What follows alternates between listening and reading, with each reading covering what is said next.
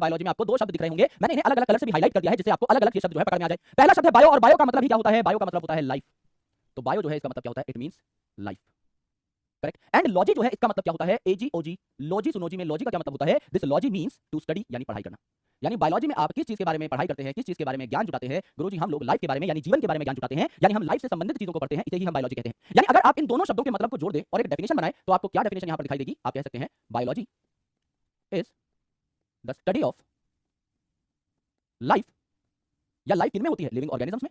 और living organisms में life क्यों होती है? क्योंकि हमारे अंदर कुछ केमिकल रिएक्शंस चल रहे हैं जो कि हमें जिंदा रखते हैं। तो आप लाइफ की स्टडी कर रहे हो या लिविंग ऑर्गेनिजम्स की स्टडी कर रहे हो या लिविंग प्रोसेसेस की स्टडी कर रहे हो, हम लोग जिंदा इसीलिए हैं क्योंकि हमारे अंदर कुछ प्रोसेसेस चल रहे हैं। तो आप जीवन या जीवन से संबंधित, लाइफ या लाइफ से संबंधित किसी भी चीज की अगर स्टडी कर रहे हैं तो आप कह सकते हैं कि आप बायोलॉजी पढ़ रहे हैं। चाहे आप लाइफ की स्टडी कर रहे हो, चाहे आप लिविंग ऑर्गेनिजम्स की स्टडी कर रहे हो, या आप लिविंग ऑर्गेनिजम्स के अंदर होने वाले केमिकल प्रोसेसेस की स्टडी कर रहे हो, आप लाइफ की स्टडी कर रहे हैं तो आप बायोलॉजी पढ़ रहे हैं। अब ये जो लिविंग ऑर्गेनिजम्स हैं ये हमारी पूरी की पूरी धरती पर फैले हुए हैं, और भैया कई सारे अलग-अलग प्रकार के लिविंग ऑर्गेनिजम्स आज तक आपने अपनी लाइफ में देख लिए होंगे। आपने भैया डॉग भी देख लिया है, कैट भी देख लिया